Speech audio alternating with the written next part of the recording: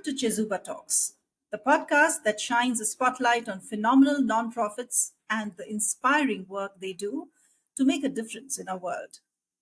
I'm your host, Tej, and I'm thrilled to embark on this journey with you as we explore the stories behind these incredible organizations and the passionate individuals driving positive change. Welcome aboard. Today I have Johanna Fabregas, the Executive Director of Con Mi Madre, located in Austin, Texas. Con Mi Madre translates from Spanish to English as with my mother. Welcome, Joanna. Thank you, Ted. Thank you for having me here. Joanna, the name emphasizes the importance of familial, involvement. So, mother is involved there in supporting the educational journey of young women. So, is that what your organization is all about? And what Yes. inspired the founding?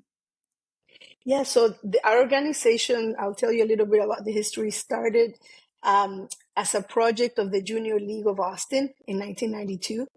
And it was in response to a statistic at the time that a Latina girl from a low income family had less than 1% chance of making it to college and graduating from college. So it came out of, as a response to that scenario, that situation.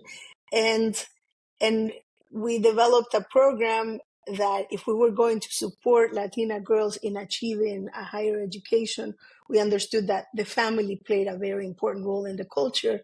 And that's why the program started with sixth grade students involving their moms to guide the moms in how to best support their daughters in that path. And then it grew into what our program is today. Oh, lovely. And sixth grade is pretty young, right? I mean, how do you identify the students who are going to be benefiting from your program? Yes. So I just want to say quickly, we start in the sixth grade because that when you look at research and education, that is the age where most students are starting to think whether they're college material or not, what they want to do in the future, even if they're not talking about it. So it's a very critical time. And we identify the students in multiple ways. We usually have a counselor at each school that we serve, that is our point of contact, or multiple teachers. And we, through them, we're able to spread the word to the students. We don't limit it or, restrict any student from joining as long they identify as a girl, and they don't have to be Latinas. They could be from any group, and they Oh, want to be lovely. part of the. Yeah, they want to be part of the program, and there is a loving adult who wants to be part of it with them. Because some girls don't have a mom, but they might have a dad, an uncle, an auntie, someone who really is there for them. So we open it up for them to join, and then we do fairs. We table at different events. We spread the word through the news, any outlet that we can to get the word out. And there's a lot of word of mouth because we've been around for a while. You happy. Oh, lovely, lovely. That sounds very nice. It sounds very comprehensive, very exciting to the parent as well as the girl. Now, when you say the family is very important, when you say the father or the mother or the uncle or the aunt, uh, do they need what kind of support do you expect from them apart from just being there for them? Yes. So from the parent, while we're developing, helping the student develop, their goals and their academic and personal goals, we're also working with the mom or the adult that's part of their lives, not just in guiding them to support their students, but in exploring what they want to do. So we've had moms who, after going through the program, we have a parent program specifically. They have learned that um, demystify the process of going to college, and they've decided, I'm going to get my GED and I want to go to college. All of the programming we do outside of the school day, we involve the moms. So we go to 2 college trips every year, and the moms come with the students, and they get a chance to see what it's like to sit at a cafeteria, to ask questions in English or Spanish, to have tours in both languages. Everything we do is bilingual so that the moms can express themselves in their own language and feel comfortable. And we have mother-daughter workshops focusing on financial education, health, you name it. Some of them are just bonding experiences. Like, for instance, we had a flower arrangement workshop recently, led by one of our moms who has a flower business. And it was a mother-daughter workshop around Mother's Day. And what we hear back from the moms is this is a great opportunity to bond with my daughter. Sometimes they have more kids and they don't really get that one-on-one time. And as they get to know their daughters, learn what they want to do, spend time with them, then that process of supporting them as they embark in their education, especially when they get to a post-secondary degree, is very critical for their emotional support. Wow, it sounds very, very, very, very nice. Now, at that age, I think grade six and above, sometimes children change their idea of, sometimes they say, I want to be a doctor. Then after a few months, they'll say, oh, no, I want to be a bus conductor. You never know what they'll Yes. say. So, how do you deal with this situation? Is there some way that kind of guide them, counsel them? Yes, I think a lot of that comes with exposure to different career paths. We have a college and career fair that we do every year, but then we also have mentors in the community, other partners. So as the students express interest in exploring a career path, we will find someone who's doing that in our community and pair them up. Or if there's a group of students, for instance, we're in a city that has a lot of technology. There's a lot of industry, within technology. We've given our students a tour of Google so that they can ask questions about different careers in that area. Sometimes what happens, they have this idea of they want to do, and then they learn more in detail about it, and then they realize, oh, maybe not, never mind. I don't want to do that. I'm not interested in that field, and now I want to go in this direction. So we try to connect them with resources, so whatever decision they make is an informed decision, so that they know what they need to do to be successful, what that career path looks like, and anything else they might want to know. Yeah, I wish I had somebody like you, when I was growing up, because I remember I was very, very interested in going and being an explorer and being a marine biologist and very interested in going and diving until I realized that underwater is not my place. So, you know, I wish there was somebody to help me. Okay, what now? What now? So Yeah, it's very important, wonderful. So this is about the yeah. parents and this is about the students. Now let's talk about the partner schools. What kind of commitment or what kind of programs are they expected to run to support your program? Yes, so we serve different school districts, and within those districts, different schools, 6th through 12th grade. We usually have an agreement with each school that they will provide a space for us to conduct our groups. And we meet with the students during the school day, so we're not competing with after school activities. And we normally pull them out of an elective class, so never out of a core subject. And we start with that. For instance, we recruit students in the 6th grade and in the 9th grade, and we follow that same cohort of students from the 6th grade, if they allow us, all the way through high school graduation. So the school just needs to make the space available for us to have a point person that can help us, pull the students from their class so that they can be there on time. We have also shared with us information if anything is happening with the student, if there's a situation, an emergency, disciplinary issues, anything like that. We usually get that information because we serve as a bridge for the school, between the school and the student and their families. That they don't often get to see, and we get to build that relationship both with the student and the family. So when there's a need, or there's a problem or an emergency, we can also support the student. And then the district provides us with the students' attendance records and grades. That way we can track their academic progress, and if in a more, like, also from a more preventive lens, if we see something's happening or grades are slipping, we can reach out to the student, we can reach out to the parents. This was very critical post pandemic, when a lot of students, we saw a trend for many students who were very motivated and the go getters, suddenly feeling like they just were okay with passing. And that was concerning. So it led us to really pay more attention at that moment to the emotional well-being of the student, the social emotional skills and what's happening. And it helped us then shift our programming a little bit or make some tweaks so we could respond to their needs at that time, because it was a pretty challenging period, I think, for Very, everyone in the world, very. especially for Yes. young people. Let's take a break to understand what Chezuba is. Everyone at some point ponders on how this beautiful life can be made more meaningful. Maybe you're a leader trying to enhance your employees' experience at your organization.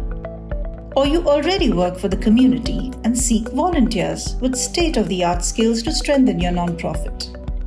Whatever your situation, know that you can make a difference. Chezuba began with this very vision, a vision to facilitate every skill and every passion in the world in meeting a social need. Corporate volunteering has several benefits for both businesses and organizations. In parallel, experienced and enthusiastic volunteers join NGO workers, enabling them to serve the community more effectively. Chezuba offers everyone looking to add purpose and meaning to their lives a chance to connect or volunteer virtually with nonprofit organizations from over 100 countries around the world.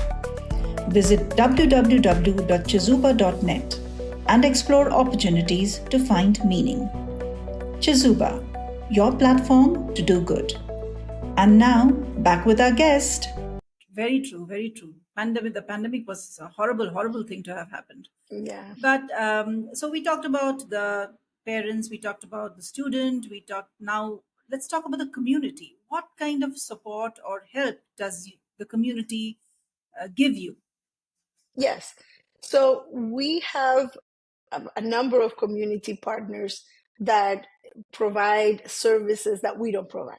For instance, if a family has younger children and they need support with, pre-K students and not college, first grade readiness, or students being ready to enter school for the first time. There's another organization in town that does that. If students need specific academic help to get to college, and over the summer and after school, we partner with Breakthrough, uh, and they provide that support. There's another big organization called El Buen Samaritano that provides a lot of wraparound services. If we've had families that need rent assistance or food assistance, or anything, or summer camps, then we have a summer camp partner that provides that. So our perspective, and the way that we see ourselves, we want to have this partnership. So there's a pipeline of services that, think about it as a big net that's catching everyone whenever they experience a need in any area. And that is critical, because that's really how we're able to show up for the community and support with things that we don't do as an organization. But that doesn't mean that we should ignore them when those needs come, because we conduct ourselves as a family. That's how we see our staff, our board, and the work that we provide to the students. And because we work with those same students, imagine, from the 6th grade through the 12th grade, and then Yes, through yes. college, if they join we have a college program too. We see them grow up, we get to know their families. It becomes a big part of a big community. So that's why when something else comes up that we don't do, we have to show up, because we feel that it's important that we're there for them. This sounds too good to be true, actually. Joanna, this it's beautiful. You talk about this family, support. So I'm sure you have some wonderful, beautiful success stories to tell us. Yes, yes. Many of them. So Many, maybe just many. one. I'll tell you one that I'm very proud of. We have a student. Well, she's now graduated from college. She went through our program from middle school all the way through high school, and then went to UT Austin. Her family immigrated from Peru, so she's the only daughter, the only kid, and had to, navigate that process of school system, college, with our support, because this was something new for the parents. So we supported her. The parents built that relationship. Last summer, she received a scholarship, or it was a fellowship program at Harvard, a pre-law program. She wants to go into international law. While she was there, she met another friend who was a Latina, first gen, also college graduate, and she became inspired to, what can I do to support women in remote communities in Latin America. Her family, is originally from a very small town that takes from Lima, Peru, like 3 hours, 3 days to get there, not 3 hours, through the mountains.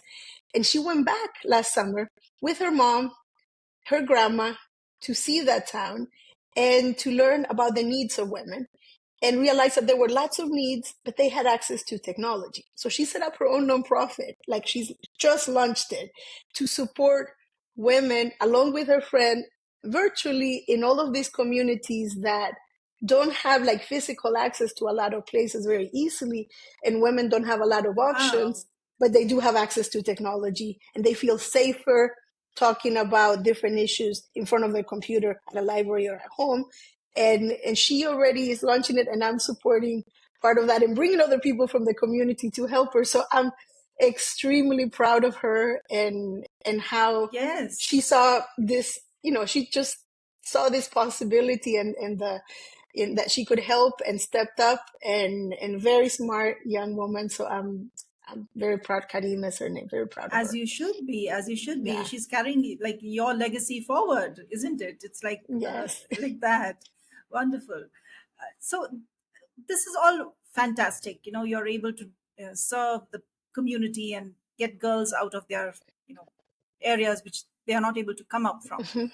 But I'm sure there are some challenges as well. It's not all hunky dory. It's not all easy. What are the Yes. biggest challenges that you face? Well, right now, there's a funding challenges tied to legislation. That is one of the biggest challenges, not just for us, but for organizations that do similar work, and also for education.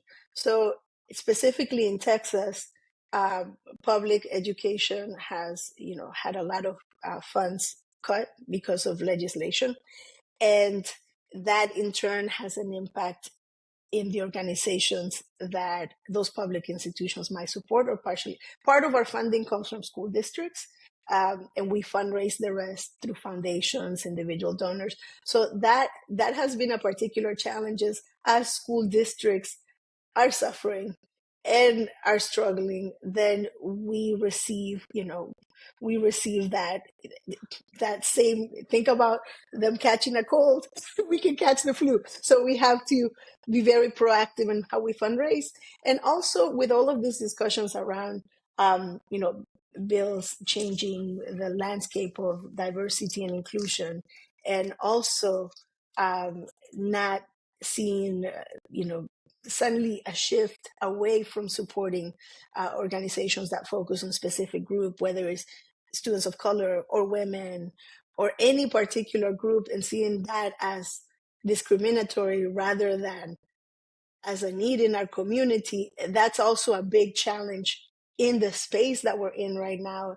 And it's one that we cannot address alone as one organization. And that's why we're part of coalition of other groups to just talk through that, and try to also inform policymakers of the needs in the community, and hear directly from the students, so that there's a bigger awareness of why it's important to show up and support education in the way that that we're supporting it. Yeah, yeah, I know.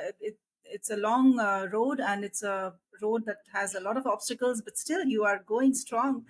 And I wish you luck with all that you are doing. You are doing fantastic work, and I love the part where the mother and the daughter are bonding and going ahead, Yes. because it's so easy for teenagers or youngsters to be drifting away from their parents, and Yes. if they see there is benefit in it for them, I'm sure they are going to be benefiting not only in terms of the career but also in terms of familial bonds. Yes, that it has a really multi-generational impact, but also an effect for generations to come because you Very set true. a different dynamic and precedent.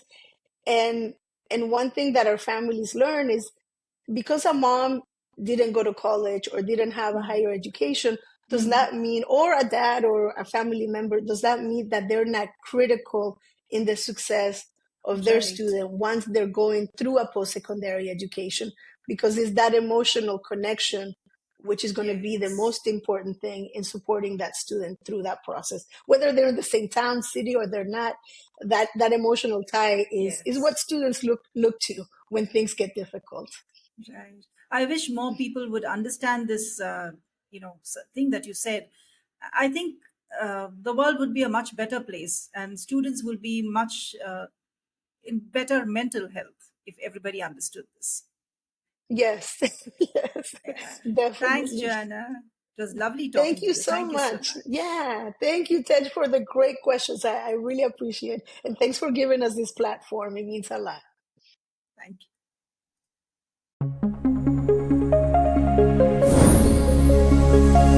you.